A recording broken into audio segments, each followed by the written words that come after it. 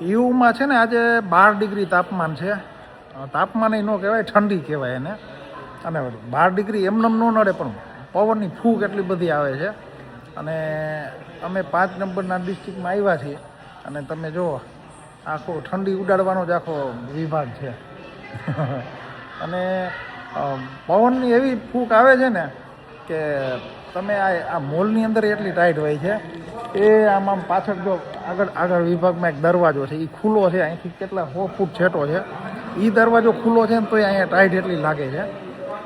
અને આમ 2 ગલીની વચ્ચે અમે ઓથમાં વયા જાય છે, ત્યાં થોડુંક ઓછું રહે છે. અહીંયા દરવાજો છેટો, આ ખુલ્લો છે દરવાજો, અહીંયા સુધી ફરી છીએ અમે, એટલી બધી ઠંડી છે.